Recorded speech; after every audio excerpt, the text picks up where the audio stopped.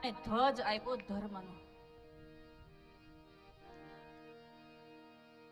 ધર્મનો ધ્વજ આપ્યો, જોડી આપી અને હાથની અંદર ભાલો આપ્યો. સમાજના રક્ષણ માટે, સમાજના ધર્મ માટે અને સમાજની અંદર ઉજાગર કરવા સત્ય માટે. આ ત્રણ વસ્તુ આપી અને ભગવાન ત્યાંથી વિદાય થયા. રામદેવજી મહારાજ અલગ પાછો બીજો એક પરચો તૈયાર કરે છે.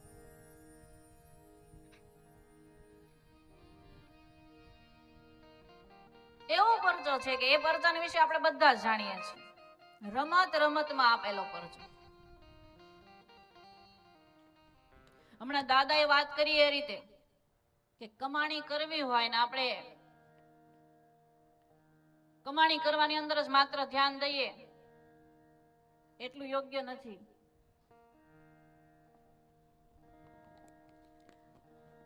નોટ હોય નંબર ન હોય શું કામનું? ઓલા બાળકો રમતા હોય એના માટે ચિલ્ડ્રન બેંક એ આવે છે, એમાં નોટના થપ્પા ને થપ્પા હોય, પણ એ આપણે ન હાલે. એમ ભગવાનની ભક્તિમાં જવું હોય અથવા તો આ જન્મ મરણનો ફેરો સુધારવો હોય તો આ નોટું નહીં ચાલે, એના નંબર વાળી નોટું ચાલશે. અને એના નંબર શું છે ખબર છે? સત્ય, તપ, દયા, દાતારી, ભક્તિ, સદગુણ, વિવેક, આ બધા નંબર છે. આમાંથી એકાદો પણ જો નંબર આંકડો કોઈનામાં આવી છે એટલે બેડો પાર. તો એવું એક પાત્ર કે જેને આપણે બધા જાણીએ છીએ, એ પાત્ર કથાની અંદર આવે કે રામદેવજી મહારાજ એ લીલા કરે છે. હવે થોડાક મોટા થયા એટલે બાર રમવા પણ જવા લાગ્યા. 3 વર્ષના હતા ને 3.5 વર્ષના ત્યારે ઘોડીલો ઉડાડ્યો.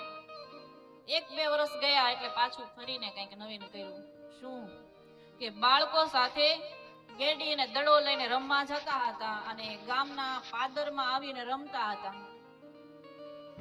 ત્યાં રમતા હતા એટલે એમની નજર ગઈ માર્ગની અંદર જતા ઝાઝા બધા લોકોમાંથી. અને એ લોકો ગામના કે નગરના હોય ને એવું નહોતું લાગતું, કોક બહારના હોય એવું લાગ્યું. રામદેવજી મહારાજે પૂછ્યું કે ભાઈ તમે કોણ છો, ક્યાંથી આવો છો, આ તમારી પાસે આ બધું છે એ શું છે? એટલે એ મુસાફરો હતા એમાં એનો એક લીડર હતો. એને કીધું કે અમે વેપારી છીએ,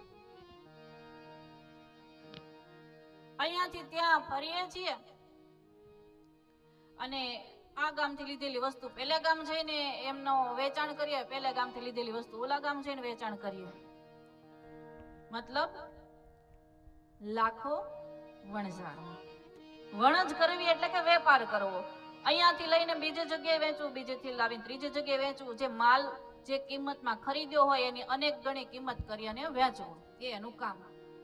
હવે એ પોકરણના પાદરમાં આવ્યો એટલે ભગવાન રામદેવજી મહારાજ એને સામા મળ્યા. એટલે રમતા રમતા ભગવાને પૂછ્યું કે આ શું છે? એટલે કે હું વેપારી છું અને બાજુના નગરમાં હતું ત્યાંથી લઈ અને આ નગરમાં આવ્યો છું. હવે લાખા વણઝારાને ખબર કે અહીંયાથી જાય એટલે રાજ્ય ફરે એટલે ટેક્સ દેવો પડે. આપણે ટોલ નાકા આવે છે ને, તો ટેક્સ દેવો પડે. ટેક્સ ન દેવો હોય તો કે જે વસ્તુની માથે ટેક્સ ન લાગેલો હોય ને એનું નામ દઈ દો. અત્યારે જીએસટી છે, અમુક વસ્તુમાં ન હોય. મીઠાની કોથળી લેવા જાવ તો એમાંથી જીએસટી ન હોય, તો ત્યારે એને એ જ બુદ્ધિ હકાડી કે જો વેપાર કરું છું ખાંડનો કે મીઠી વસ્તુનો, સાકરનો, એનો વેપાર કરું છું એમ કહીશ તો આ રાજ્યની અંદર એનો ટેક્સ લાગશે. ટેક્સ ન લાગવા દેવો હોય તો શું કહેવું? તો કે મીઠું છે, લૂણ છે એમ કહી દેવાનું.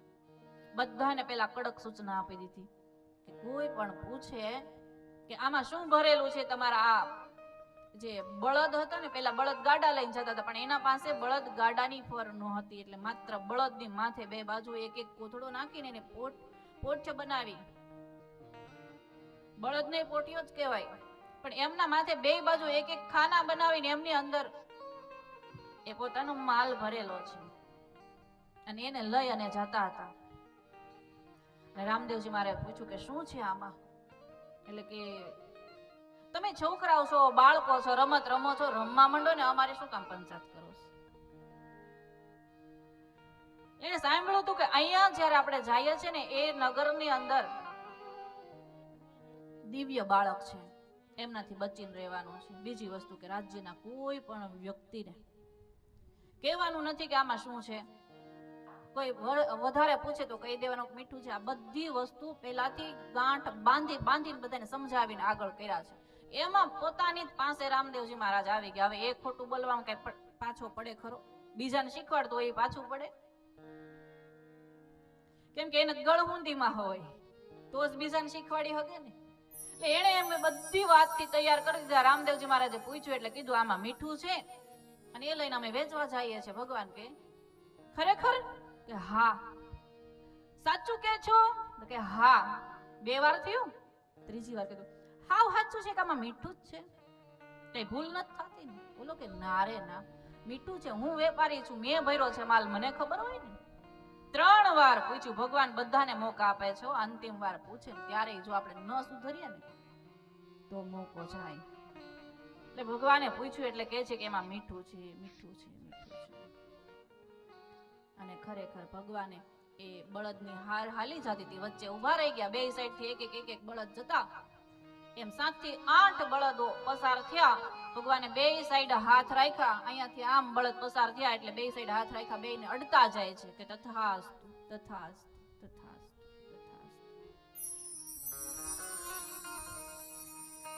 સમય થયો હોય એટલે રસોઈનો સમય થયો એટલે પોતાની કોઠ છે એમની અંદરથી માલ સામાન કાઢી અને એમ થયું કે આજ તો આપણે ટેક્સ દેવાથી બચી ગયા. એટલો કંજૂસ હતો કે ઘરમાં એ ખાવા ન વાપરતો, પણ આજ ટેક્સ દેવામાંથી બચી ગયા એટલે એમને એમ થયું કે બધાને થોડુંક મોઢું મીઠું કરાવું, એટલે કે આજ લાપસી બનાવો.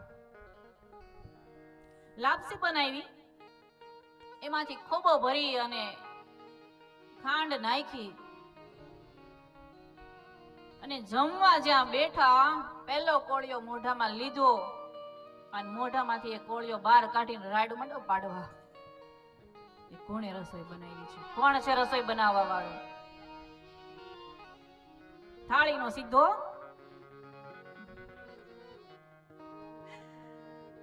અને પૂછ્યું કોણે બનાવી છે? આવું બનાવાય? કે શું છે? ખાધું છે કોઈ? ચાખ્યું છે આમાંથી? પણ છે શું? આ લાપસી ક્યાંય ખારી હોય? ન હોય.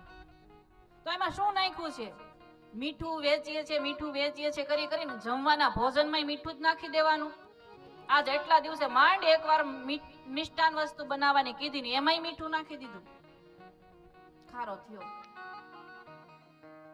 વ્યક્તિઓ એમની સાથે જે હતા એને કીધું કે નહીં, અમે તો આમાંથી આપણી જે આ પોઈઠું ભરેલી છે ને એની અંદરથી ખાંડ લઈને નાખી છે, સાકર લઈને નાખી છે, અને છતાંય ખારું થયું.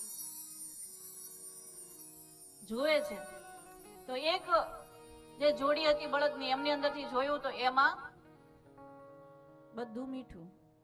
બીજા બળદના ઉપર રાખેલો માલ છે એમની અંદર તપાસ કરાવી, એમાં મીઠું.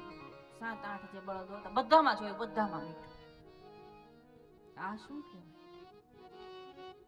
અને માંડ્યો રોવા કે વાત થઈ ગયો. જો ટેક્સ ભરવાનું જેને બળ પડતું હોય અને એના બધા કોથળા ખાંડના સાકરના ભરેલા ને એ હાવ કિંમત વગરની વસ્તુ જેવું કે સામાન્ય જેની કિંમત કહેવાય એવું મીઠું બની ગયું, એને કેટલું દુઃખ લાગે.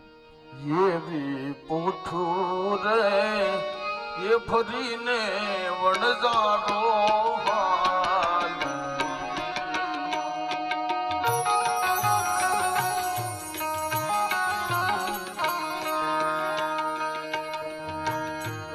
ये भी पोठू रे फरीने वणजारो हाल.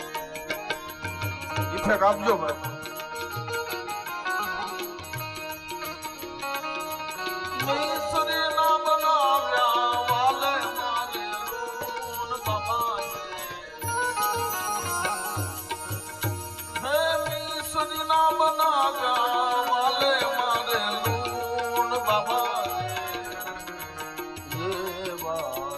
માતા રે એ ધણી મારે પીર રામ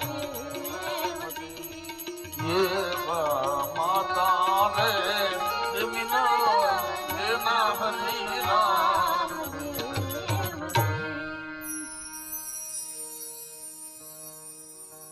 એટલા કોથળા ભર્યા હતા, કિંમતી વસ્તુ ભરી હતી.